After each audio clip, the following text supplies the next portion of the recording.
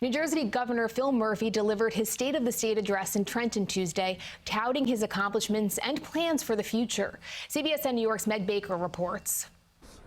Governor Murphy started his speech with a moment of respect for 3 police officers and the wife of Jersey City Detective Joseph Seals, killed during an act of domestic terrorism 5 weeks ago. Our state was shattered by the gunfire of anti-Semitism and hate.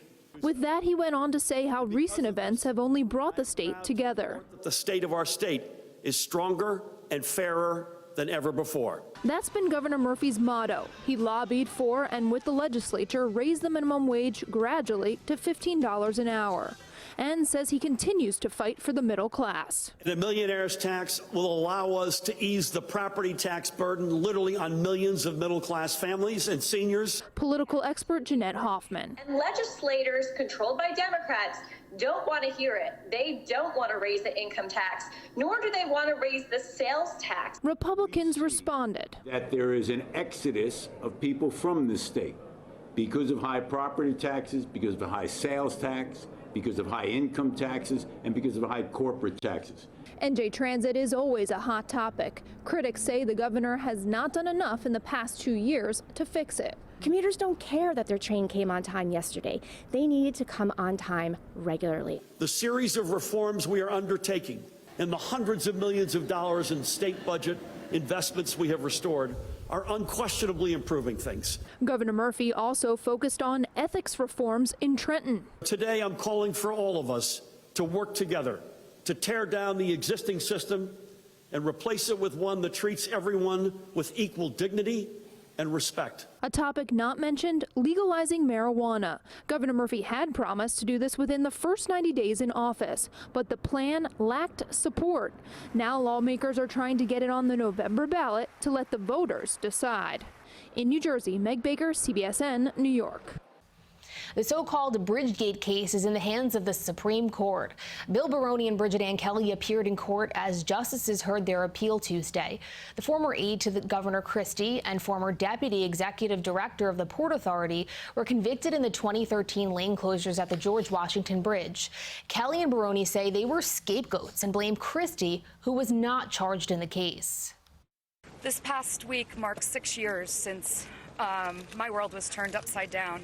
A year ago, I walked into federal prison, and I never dreamed that the Supreme Court of the United States would agree to hear our case. And here we are. Former Governor Christie was also in court. Attorneys challenged how the laws were applied that lead to the fraud and conspiracy convictions, saying it could impact other government employees. A decision is expected in the spring. The number of people with autism is reaching record numbers. Experts say over the next decade, a population of 500,000 will enter adulthood, but finding a job may be difficult. It's a crisis that a Manhattan school is tackling head on. CBSN New York's Lisa Rosner reports. It's a music in Central Park. Pranav Vaish is a budding artist, a filing extraordinaire. As I do love doing office work.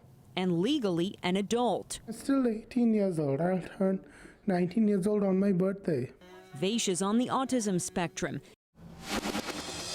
Excuse the interruption. We have an update right now. On the heels of his annual State of the State address, New Jersey Governor Phil Murphy says he wants to give more details on his plan to improve and streamline the state's job market. A news conference is underway right now. Let's listen in.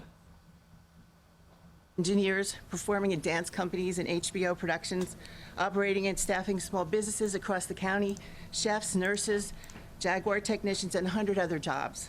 Today, our students are employed by New Jersey businesses, including Boost Mobile, the YMCA, Firestone Complete Auto Care, Gilchrist and Soames, Home Depot, Raritan Bay Medical Center, and many more. Here, we constantly look at workforce and industry needs to help our community be prepared for the future. We work with partners like the county freeholders, Workforce Development, the Department of Education, the Department of Labor, the Apprenticeship Network, the Port Authority, the Carpenters Union, Stagehands Union, local business and industry in order to be ready. As we work to expand our capacity to meet the workforce and industry needs of tomorrow, we're excited about Governor Murphy's Job New Jersey plan, which will provide a roadmap for success to our students. And so, our school community is honored to host the leader of our state today. We welcome his cabinet and his staff and all of our visitors. At this time, it's my pleasure to introduce the Governor of New Jersey, Governor Phil Murphy. Thank you, Governor. Great job. Well done. Well done. Thank you. Good morning, everybody. Thank you all for joining us. Thank you, first and foremost, for that very gracious introduction, Diane Valou, Superintendent, for not just welcoming us to the East Brunswick campus of Middlesex County Vocational and Technical Schools, but for what you and your team do every single day. Freeholder Director, dear friend Ron Rios, thank you, buddy. To the elected officials here, beginning with the murderer's row here in the front of Pat and Nancy and many others, thank you for coming out today. A lot of other assorted VIPs, thank you for being here, including our brothers and sisters in organized labor. I want to thank the tremendous educators who welcomed us into their classroom today, particularly in beginning with Mr. Merck, so-called Mr. Merck. Mr. Mercadante is the full name, but known by all apparently as Mr. Merck. We just spent 25 minutes, fascinating 25 minutes, and hats off to the students, not just the educators, but the students who allowed us to get a glimpse of how they're preparing for their futures right here today. I also want to acknowledge a handful of members of our cabinet who are with us today. You'll hear from many of them. To my far left, the Secretary of Higher Education, Dr. Zakiya Smith-Ellis. To my immediate left, the Commissioner of the Department of Labor and Workforce Development, Rob Acero-Angelo. Rob, you're here. Two to my right, the Commissioner of the Department of Education, Dr. Lamont Repillette. To his right, the CEO of the Economic Development Authority, Tim Sullivan. And in row 1A, our Chief Innovation Officer, Beth Novak. Beth, thank you. So I mentioned that the students we were with were working on their futures today, and that's why we're here, to talk about their future and ours. As I said yesterday in my State of the State address, our goal is to see New Jersey dominate this new decade. But to do that, we will need to continue to strengthen our economy and close the gap that we currently see. Help potential employers, on the one hand, find the workers they need, and help potential employees, on the other hand, find where they can best put their skills to work. Enter Jobs NJ. Ta-da, we just did this in the... Can you still see that? How cool is that, huh? I witnessed it with my own eyes. Ron was right beside me. He witnessed me witnessing it with my own eyes. I did it, exactly. So Jobs NJ is our new program to close this gap and ensure that the training being done here and in schools and colleges across our state is fully aligned with the needs of employers and the future direction of our economy. We developed this plan with the input of many stakeholders, from businesses and educators to labor and community leaders, and using insights from national workforce development experts. I should have actually broadened that to say international workforce development experts, because Rob and I and many of us remain big students and fans of models in Germany and Switzerland and elsewhere. Moreover, Jobs NJ is the answer to the question I often get asked first by businesses looking to locate, to start in, or grow here in New Jersey. Do you have the workforce that we need? Joe Kelly reminded me this morning that we heard that question morning, noon, and night on our packed trip to India a few months ago, where we already have a very significant presence of Indian businesses. But when you say, well, what do you need to grow? It's all talent. It's all workforce. Do you have the workforce of tomorrow that we're gonna need? It's not all in the STEM arena, but it's overwhelmingly in the STEM arena. I also want to thank my very dear friend Carl Van Horn, who runs the Heldrich Center at Rutgers, who's been a great advisor to us on this and many other projects. So without a doubt, I think we knew this before we got here, Ron, and you've been here many times before, but we've seen it with our own eyes. The education the students are receiving here is going to set them up for a bright future. But as we know, the future itself is ever changing. Over the coming years, new technologies and economic realities will require workers to learn new skills. Our challenge is to ensure that the day these students walk out of the school for the last time isn't the end of the road for them in terms of skills development and training. We must continue to invest in people so we can continue to connect qualified workers with the new opportunities. Jobs NJ leverages resources across state government and builds on partnerships with employers to make sure we are expanding access to training and education as broadly as possible. This is about training our workforce for jobs that are available and in demand, and then helping them connect with those jobs. This is an approach that is very different than the way we've done things in the past. I think back to the last recession. One of the reasons New Jersey took so long to recover is because many of the jobs we lost never came back, and residents were left untrained and unprepared for the new jobs that eventually beckoned. That was a recipe for failure, and it failed many of our working families. So we're changing the recipe. Jobs NJ is a comprehensive set of public initiatives that build on our success to date with work-based learning, and it embraces the central notion that talent is one of the key core drivers of our economic growth. Again, hearkening back to our packed trip in India, the two words that describe this state more than any other are talent and location. It's up to us to maximize the hand that we have been dealt. It's a roadmap to making New Jersey the location of choice for employers and talent alike. It's a new mindset for preparing our workforce, not just for the jobs of tomorrow, but of tomorrow's tomorrow. And again, I cannot thank enough our Jobs and Economic Opportunity Council, where this whole notion was born and gestated, especially, as I mentioned, Zakiya, Lamont, Rob, and Tim for creating this new recipe for success. Simply put, we can't create a stronger and fairer New Jersey unless every worker knows that the future will work for them and not against them.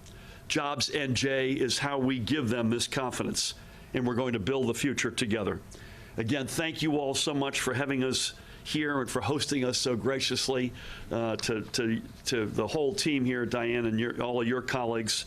And with that, it is my honor to introduce our Secretary of Higher Education, Dr. Zakiya Smith Ellis.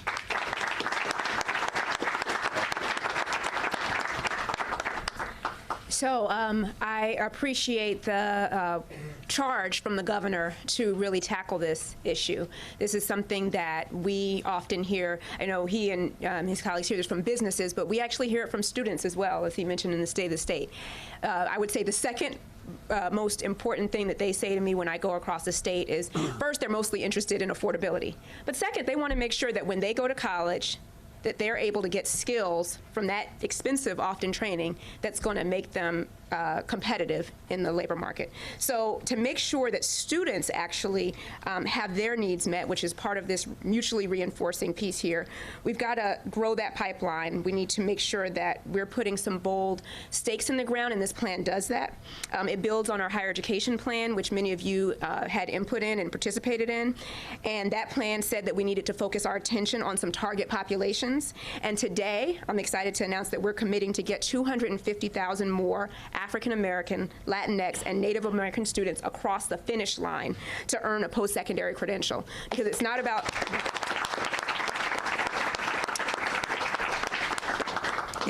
college for necessarily everyone, but for those who go, they never go thinking that they're not going to complete. And too many of them don't get there. So we've got to do what we can to make sure that once they start, they finish strong.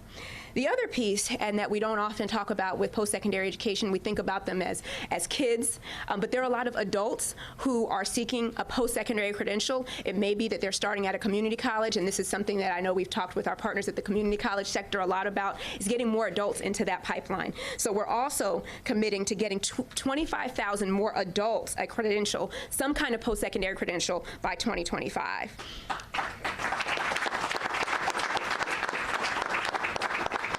And then when they go, it's just not any credential, but we want to make sure that they're working in places, like I said, that are relevant, that they're getting the skills that they need. So making sure that we're increasing the number of those graduates who are employed in high-demand industries by 10%. That may not sound like a lot, but that is huge when you think about what the demand in the industries that are growing. So that is something that we're excited about. I want to share the ways that we're going to do that, is specifically as it relates to higher education. The governor mentioned that this is a comprehensive plan. There are some other folks here who are going to share different pieces of it, but the higher education components of this, which align with all of the other agencies that are listed here. One is to get students across the finish line, we have to make sure that colleges are strong and able to provide them with those supports that are needed, and that has to take a comprehensive approach. There's no one thing that's going to do it. There's no silver bullet. And many of you, I see many people in the room who helped us in the state plan working groups for the higher education state plan that the governor commissioned, and those working groups are completed, and they provided some really amazing recommendations and best practices. And today, I'm excited that we will have an Opportunity Meets Innovation Challenge, which will be competitive grants to institutions to be able to fulfill those working group recommendations.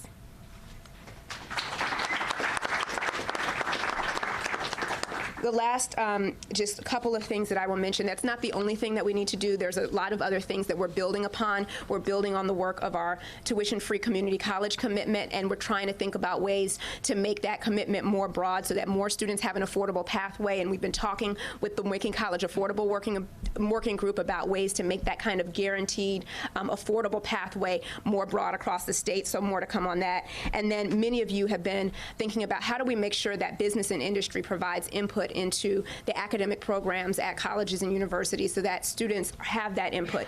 How do we make sure that we use good labor market data to inform the program offerings? And so we'll be taking a cross-government approach across Department of Labor, Department of Education, and all the folks that have responsibility for post-secondary oversight to ensure that that oversight is strong and that we have those connections so that people are actually getting what they are paying for when they go to college. So I thank you, and I'm looking forward to working with all of you. Thank you. Good job. Thank you.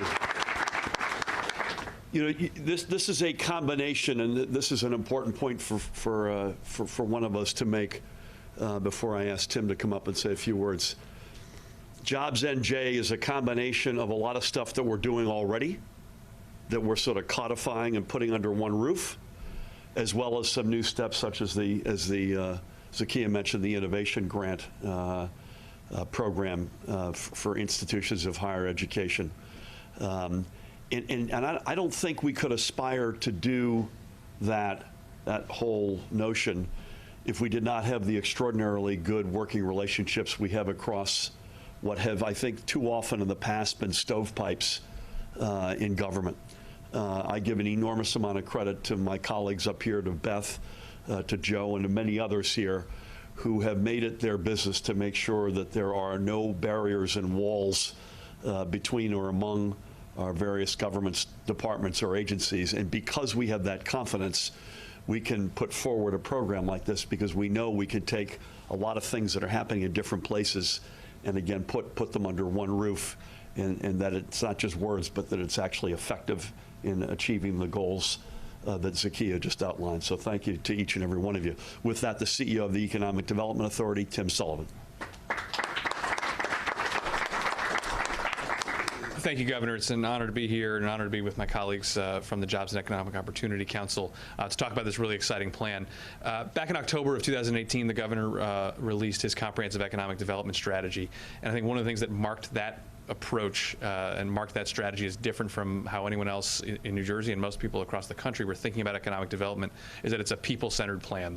It's how people are experiencing the economy. It's about good quality jobs. And in fact, the first chapter of that plan is about investing in people.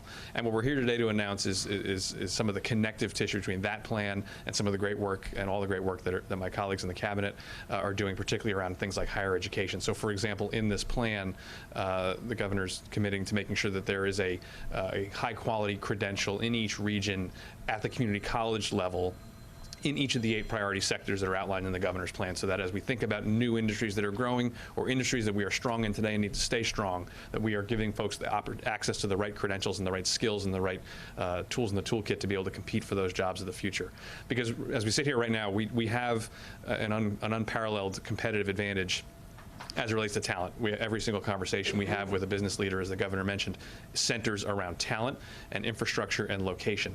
But that's an asset that can erode really quickly, particularly in a highly competitive, changing economy. And if we're not making the kinds of investments in workforce development, which is the other side of the coin of economic development, we could lose that comparative advantage, that competitive advantage, and that would be a shame, and that would render us in a much, much more challenging position to compete long-term for the businesses of the future. Talent is the most precious commodity in the 21st century economy, and every investment we make in our people and our talent, from the earliest age kids in the system that Lamont's responsible for, up through higher education into adult education, is a deeply important and high-return investment. So we're really excited about the plan that the governor's announcing today, and eager to get to work on it. Great job. Thank you. Thank you, Tim. Just a word on this point about talent. First of all, just to reiterate that I say often we are a proud organized labor state. So Greg Lallavie, who is here representing the operating engineers. I might add, with his daughter, who's a counselor here, so that's kind of a cool family thing. So Team Lallavie's in the house in a big way. But we want to do a lot of this in concert with organized labor. Secondly, Tim said this, we start from a very good place. We can't take any of our advantages for granted, but we do have, as of September, the #1 rated public education system in America. Importantly, one of our little modules with Mr. Merck was a module that was combining what his folks were doing with English and dance. And so we're the first state in the history of America, to offer arts education universally to every single kid in public schools, which is a big deal. We have the highest concentration per square mile of scientists and engineers in the world. And lastly, we were ranked, I don't know who does these rankings, but we'll take it, we were ranked the smartest state. So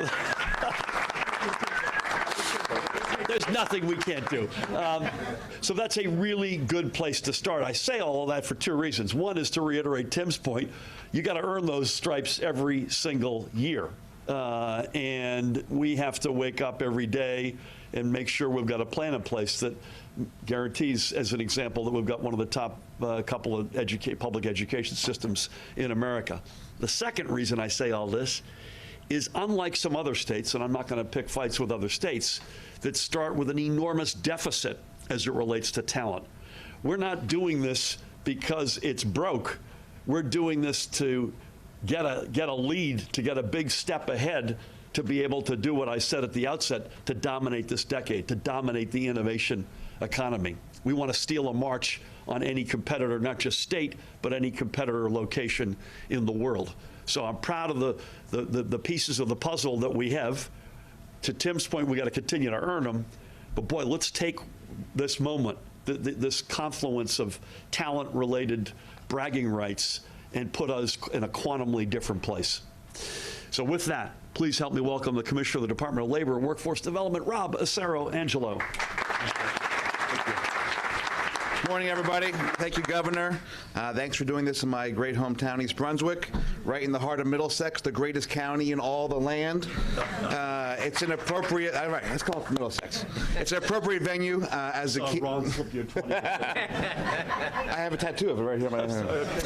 It's an appropriate venue as Zakiya, Lamont, and I were here back in November of 2018, which seems like a decade ago, to talk about apprenticeship and what we would do together to increase their value in New Jersey. I don't think we could have imagined then the success we've had in this space, and Jobs NJ is a perfect way to supercharge and expand our efforts. We announced then we would work to have apprenticeship programs designated as a positive outcome for high schools on their school performance report, to reverse the false stigma associated with apprenticeship. Now that is a reality. Starting this year, if a student graduates and becomes an apprentice, that school will get the same credit or score on the report card as they would if that student went to Harvard. However, we recognize apprenticeship is not an either-or decision. During that same visit, we announced our plans with OSHI to revitalize NJ Place to help students apply their apprenticeships toward a college degree. Now we're exploring a new concept in New Jersey, the degree apprenticeship, to provide an opportunity to pursue a credit-bearing post-secondary education while earning an apprentice wage. Soon we'll be announcing, that's right, glad for that. clap for this too. Soon we'll be announcing grant opportunities in this space. Since the governor took office, there's been a 58% increase. 58% increase in apprenticeship programs in New Jersey. I mean, that is amazing. And I keep asking our guy, are you sure that's the right number? As of this month, there are more than 8,500 active apprentices in one of our 962 programs, a 6-year high for both figures. That includes over 1,000 right here in Middlesex County. These apprentices are enrolled in programs that train auto mechanics, skilled manufacturers, lab technologists, dementia care professionals, and even greenskeepers, jobs you don't traditionally associate with apprenticeship. Right down the road at Princeton Plasma Physics Lab, which is actually in Middlesex County, by the way. It's not actually in Princeton. We helped launch 3 technician apprenticeship programs to further fusion energy research. But you'll see a theme throughout the Jobs NJ report of ensuring equitable opportunity in our state that values diversity. Our GAINS grants, growing apprenticeships in non-traditional sectors, are giving unprecedented opportunities to women and people of color. 80% of the apprentices in our funded programs are African American, Hispanic, or female. To put that in perspective, that compares to under 40% in all other apprenticeship programs. At the DOL, we look forward to continuing our resolve to help close racial and gender wage and employment gaps, which is why I'm excited about the goal and the plan of employing 42,000 new women and minority workers in New Jersey and giving them an increase in salary of $15,000 to $23,000. To expand access to opportunity for immigrants, veterans, individuals with disabilities, and those with a criminal background. To enhance the department's customized training programs and utilize our one-stop career centers, one of the great ones here in Middlesex, as a starting point for talent development.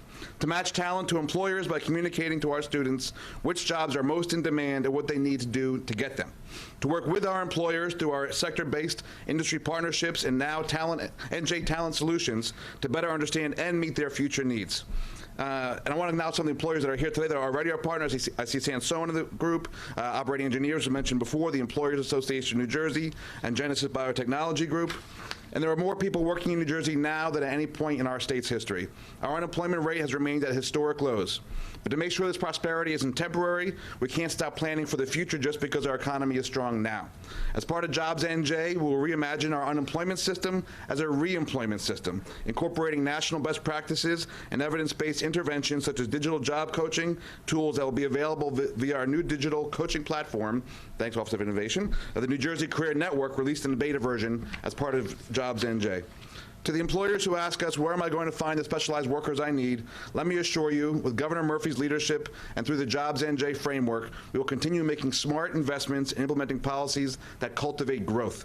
None of us in this room can predict the future, but we can prepare for it by making sound decisions in the present. Jobs NJ is a giant leap in the right direction, so thank you all for being here today, and thanks, Governor, for pulling us all together and giving us the space to do this great work. Thanks, man.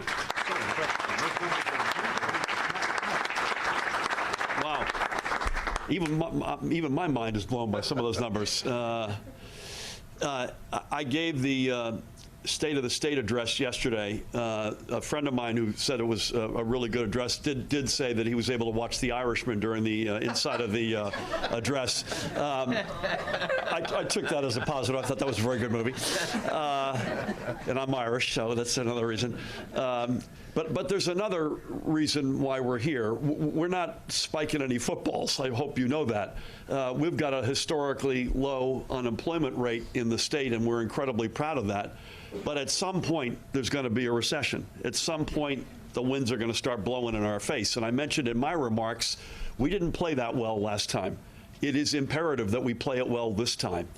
And investing in talent programs, investing in Jobs NJ is a big part. It's not the only part, but it's a big part of our efforts, not just as an ongoing static nature to make sure that we're matching best employers with potential employees, but that we're putting as much ballast as possible in place against any choppy weather that may be coming on the economic front.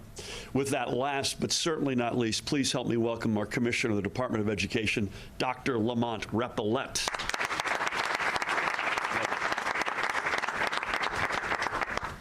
Good afternoon, everyone. And I am born and raised in Middlesex County, Carteret, New Jersey, Ron Rios.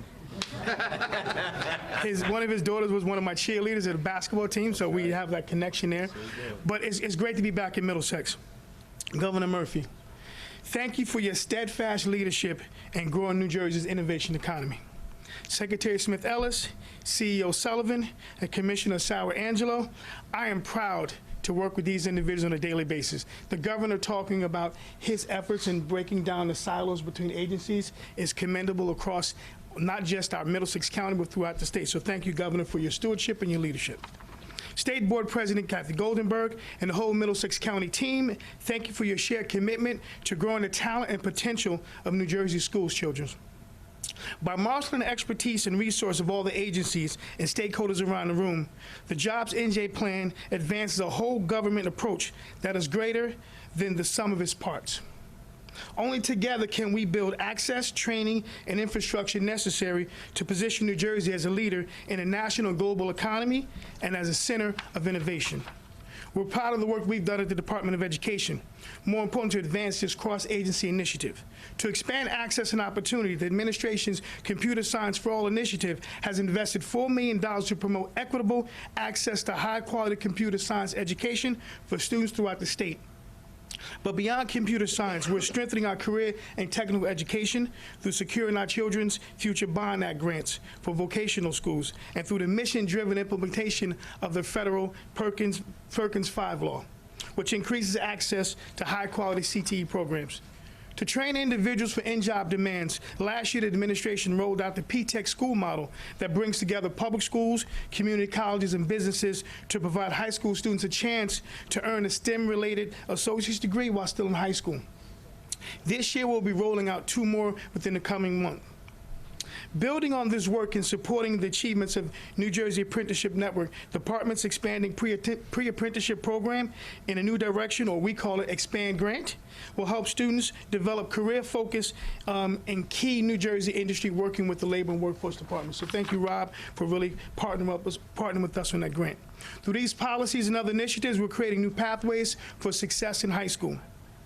Our schools are not only providing students with a world-class education, but more and more districts are offering pre-apprenticeship programs, career and technical education, and initiatives through which students earn industry-valued credentials or college credits while they're still in high school. These efforts work in tandem with systemic reform, like our historic investment in school funding and making preschool education a statewide priority. So, if I can make one quote of significance, today would have been the 91st birthday of Dr. Martin Luther King, Jr., one of the most prolific engineers of economic and social justice. I'm reminded of his words in 1964 as he accepted the Nobel Peace Prize. He said, "The rich nations must use their vast resources of wealth to develop the undeveloped, school the unschooled, and feed the unfed. Ultimately, a great nation is a compassionate nation. No individual or nation can be great if it does not have a concern for the least of these." So thank you, Governor Murphy, for not only your economic plan that really talks and highlights equity, but more importantly, your vision for a stronger and fairer New Jersey. It trickles down to our agencies and allow us to make sure that we're not just looking for all students, and making sure they have access to high-quality education and now high-quality jobs by actually centering on our talent. Thank you, Governor Murphy. We've been watching a news conference happening in East Brunswick, New Jersey. That's where Governor Phil Murphy has been unveiling the details of his 2020 jobs plan, known as, quote, Jobs NJ. The governor says his administration is hoping to improve the state's education system so that students are better prepared for the modern workforce. He wants to make sure that students get the training they need for today's technological times. The idea is to invest in talent, prepare people for jobs in demand, and then help those qualified workers connect with potential employers. Businesses, educators, labor, and community leaders will be working together on this plan to prepare the workforce for the jobs of tomorrow and strengthen the workforce in New Jersey.